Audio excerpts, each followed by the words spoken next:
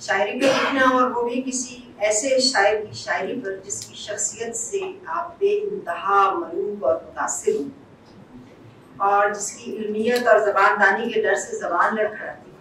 آپ اندازہ کیجیے کس قدر مشکل کام. محبوب ظفر صاحب اور شاہد عواد صاحب نے مجھے جس امتحان میں ڈالا ہے، اس سے نکلنے کے لیے میں نے یہ کوشش کی ہے کہ تقریباً کا مطالعہ کرتے ہوئے خود اپنے آپ کو اپنی اس مروب اور متاثر ہستی سے نکال دوں، اور یہ بھولنے کی کوشش کروں کہ تقریباً کے شاعر کون ہیں.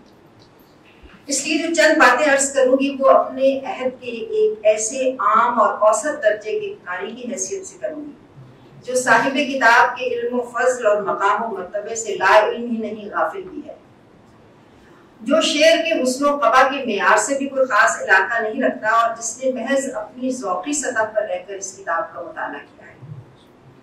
اس مطالعے کے بعد جو چند اولین احساسات مجھ پر وارد ہوئے ہیں انہیں دیانتداری سے آپ کے سامنے پیش کرتی ہوں. ایک انجان آدمی کی نظر سے ایک انجان آدمی کی شاعری پڑھنے کے بعد جو پہلا خیال میرے ذہن میں آیا وہ یہ تھا کہ اگر مجھے اس مجموعے کا نام منتخب کرنا پڑتا تو میں اس کا نام رکھتی مختلف، اس لیے کہ یہ ایک مختلف شاعری، خیال، مضمون، ذخیرہ الفاظ، تراکیب، استعارے اور آہنگ سے لے کر لہجے تک ہر شے مختلف ہے. وہ دنیا جو اس شاعری میں تخلیق ہوتی ہے کم از کم معاصر شعری فضا کے لیے بالکل نامانوس ہے. نامانوسیت کی یہ لہر شعر کے بطون سے نکل کر پڑھنے والے کے دل و دماغ میں داخل ہو جاتی ہے اور لرزہ طاری کر دیتی ہے. مختلف ہونا کوئی معمولی بات نہیں.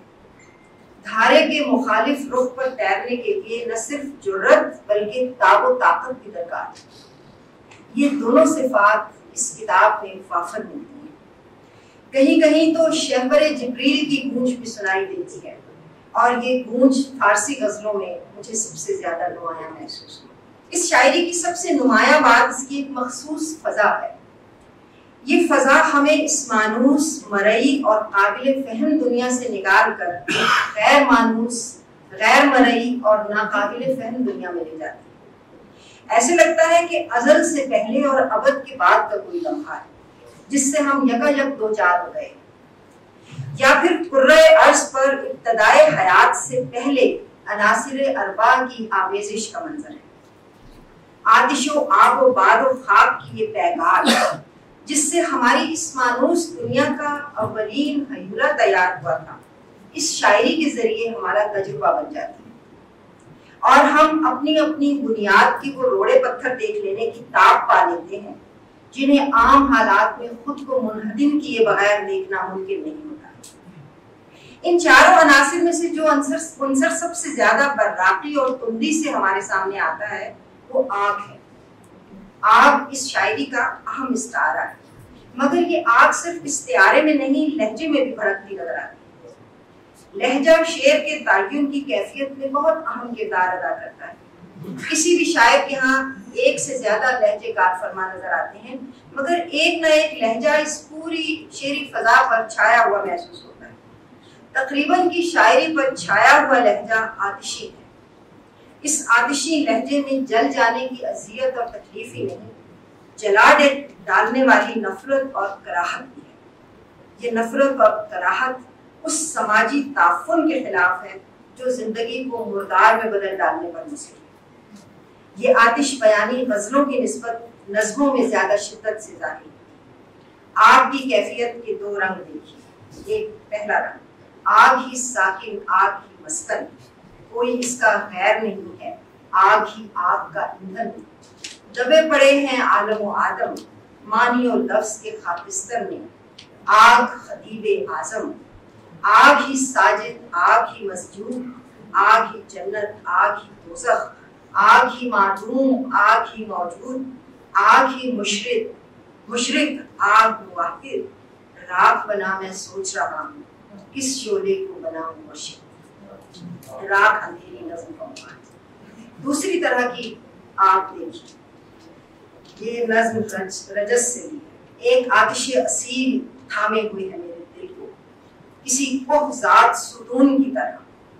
تم کیا جانو وہ طغیانی جو نمو پاتی ہے میرے اندر، غضب ناکی کے مقدس شجر کی طرح، انفس و آفاق کو رون ڈالنے والی، موت کی پر جلال چنگھاڑ کے مانند، اے ذلت و دنایت کے دست آموز کیڑے مکوڑوں، تم بج بجاتی مٹی کا آموختہ، تمہیں اندھیرے اور نحوست نے رٹ رکھا ہے، تم پستی اور بے شرمی کی سب تختیوں پر لکھ دیے گئے، اے نابسامانو، تمہیں مرگ سیاہ کی پتھریلی زمین پر گندا کیا جا چکا ہے۔ ہر آدمی کی شاعری پڑھنے، اسے پسند کرنے، اس سے مکالمہ کرنے کا اپنا ایک طریقہ ہوتا ہے۔ کچھ لوگ اس سے ذہنی لذت حاصل کرتے ہیں، کچھ دل اور روح کی جراحت چاہتے ہیں، کچھ خیال کے تال میں اتر کر گیان دھیان کی آرزو رکھتے ہیں، کچھ فنی اور تکنیکی مہارت دیکھ کر نہال ہوتے ہیں، اور کچھ اپنے بھولے بسرے درد جگانے اور ان کی دوا پانے کی امید کرتے ہیں۔ مجھ پر بھی اچھا شعر دو طرح سے وارد ہوتا ہے، کسی درد آشنا اور غم گسار حبیب لبیب کی طرح جو دکھ بانٹنے آیا، یا کسی مرض آشنا اور حاذق حکیم و طبیب کی طرح جو درد بانٹنے سے زیادہ شفا بانٹنے میں دلچسپی رکھتا ہو، خواہ یہ شفا کڑوی گولی کی صورت میں ہو یا نشتر کی دھار کی صورت۔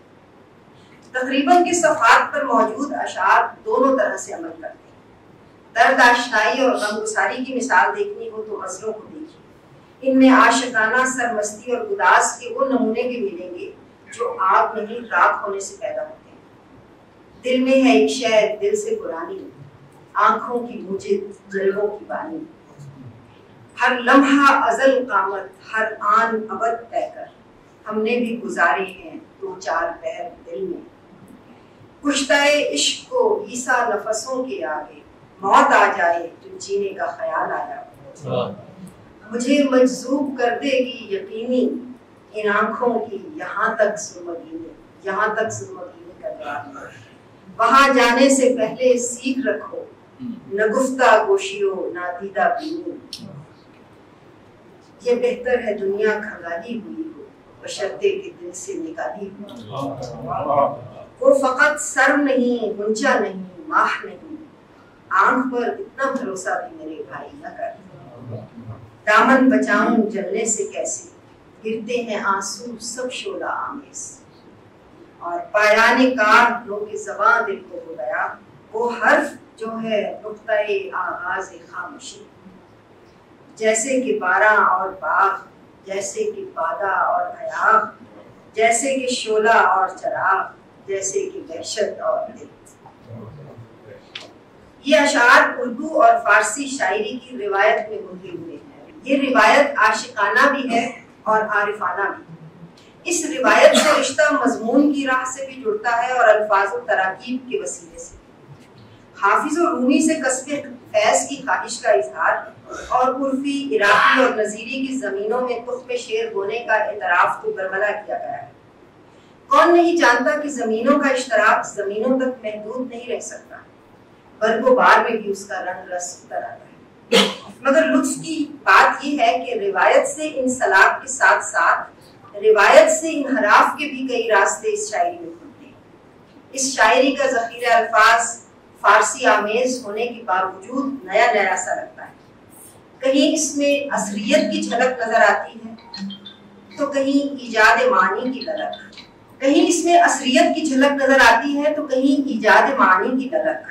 اس شعری فضا میں جہاں نئی نئی تراکیب سے کام لیا گیا ہے، وہاں ایسے الفاظ بھی شعری عمل کا حصہ بن گئے ہیں جو عموماً شعریت سے عاری سمجھے جاتے ہیں۔ روایت سے جڑے الفاظ و مضامین کی نسبت سے ترکیب سازی کی مثال دیکھنا ہو تو سمت غیب میں شامل صرف ایک غزل دیکھ لیجیے، انفس چشمی سمندر مشرقی شعلہ دینی نہ گفتہ گوشی نہ دیدہ بینی، ستارہ کاری خورشید چینی، ساکت نشینی آتش جبینی، بیاباں یابی ذرہ چینی، جنید آئینی حلاج دینی اور دریا آفرینی جیسی تراکیب حیرانی اور سرمستی کا عالم پیدا کرتی ہے۔ مجھ جیسا عام آدمی اگر ان کیفیات کا تجربہ نہ بھی کر سکے تو صرف ان تراکیب کی لے پر بھی چھوم سکے۔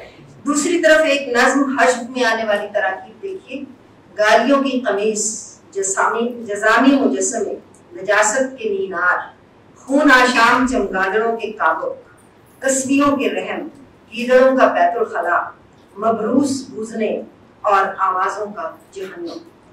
ये अल्फाज इस शेरी फजा में शिद्दत, दहशत और वहशत का वही माहौल पैदा करते हैं जिसका तजुर्बा हमारा असर कर रहा है।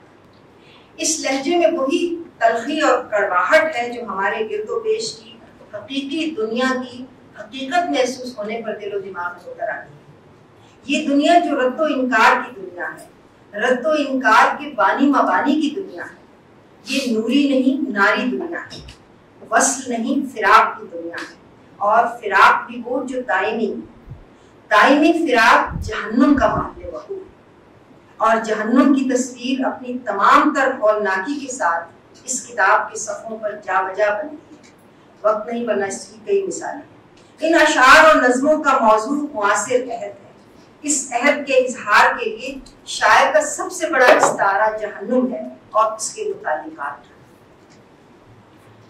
कुछ तारुफी नौयत की बातें हैं। इस किताब के मशमूलात को मुख्तलिफ उन्वानात दिए गए हैं। हमदोनात, समते गैब, हवाब मौजा रफ्तार, दीवार दबिस्तां, शम मातम खाना, गजल दर गजल, गोया आतिशस्त और ताक़े निस्यां वगैरह। इनमें से दो हिस्सों शम मातम खाना और गोया आतिशस्त के उन्वान से जो मंजूमात शामिल हैं वो खास तौर पर ऐसे अल्फाज, तराकीब और मज़ामीन से पुर हैं जो मुआसिर जिंदगी के हवाले से लिखी गई हैं और जो पढ़ने वाले पर दहशत तारी करती है। इन नज़्मों के उन्वानात से ही इनके मिजाज का अंदाजा हो जाता है। मेंढकों की अफवाज से खिताब, मखबूतुल हवास आदमी का खुतबा, मायूस सूरमा का खिताब, एक नाशुनीदनी खिताब और 7 ऐसी नज़में जिनके उन्वान का एक जुज़ रजस है, यानी सेठ आदम भाई मिट्टी वाले का रजस, मजसूब का रजस, बहलोल का रजस, आंधी का रजस, हिजड़े का रजस, गूंगे का रजस और रजस। इन नज़्मों में एक ऐसा खिताबिया आहंग है, ऐसी बुलंद बांग गूंज है जो डराती है और खौफजदा करती है। यही वजह है कि इन नज़्मों का लहजा असरी हिस्सियत से ममलू होते हुए मुआसिर शायरी से बिल्कुल अलग महसूस होता है। कभी कभी तो ऐसे लगता है कि ये एक नहीं 2 आदमियों की शायरी है। 2 आदमी जो एक ही आदमी के अंदर रहते हैं, एक परेशान की तरह नर्म और दूसरा फौलाद की तरह सख्त। इनमें इन 2 में से पहला आदमी भी कुछ कम गोया नहीं है, गजल ही नहीं नज्म में भी अपनी छप दिखलाता है और ऐसी सतरें तख्लीक करता है जिन्हें हम जैसे तालिब इल्म अक़वाल ज़र्रीन के तौर पर याद रख सकते हैं। ऐसी कई मिसालें हो सकती हैं, 1-2 मिसालें। एक नज्म बर्फ की चंद सतरें हैं। गहराई का नाप नहीं होता, हकीकत मशहूद होकर भी देखी नहीं जा सकती इस बीनाई से जिस पर मुझसे हैं आंखें। मानी दीद है, छोटी सी सतर है और मफहूम का एक गहरा समंदर। मानी दीद है, अदम सा खालिस, गैब सा बर्राक, एक गैर मरआती अक्स, एक नादीदा सूरत नक्श शक्ल। कुछ खताब की मिसालें। इल्म का मिसरा नामालूम से मौजूद, अनदेखे से पटा पड़ा है, बीनाई का रुबे मस्को। जावेद साहब ने अपनी शायरी में तजाद से बहुत काम किया, मानवी एतबार से भी और लफ्ज़ी एतबार से भी। और बीनाई और अनदेखे का जो उन्होंने इसमें रिश्ता दरियाफ्त किया है उसकी क्या ही बात। सालिके राहे वस्ल फिराक, होने की तमरीन में चौकस और न होने में मशाक। सच तो यह है कि 473 सफ़हात के इस मजमूए कलाम का हक 3-4 सफ़हात में अदा करना मुश्किल ही नहीं, नामुमकिन नहीं। एक बात कहने लगते हैं तो ख्याल आता है कि 10 बातें मिल जाती हैं। मैं जावेद साहब को इस किताब की इशाअत पर मुबारकबाद पेश करती हूँ और इसी किताब में शामिल एक नात के 2 अशार पर अपनी बात खत्म करती हूँ। काश उस बात से महफूज रहे ये लबो गोश जो मेरे सैयद व सरदार ने फरमाई है। दिल में एक हर्फ किया हुब्बे नबी ने ईजाद के जो शर्मिंदा खामोशी गोयाई में। शुक्रिया।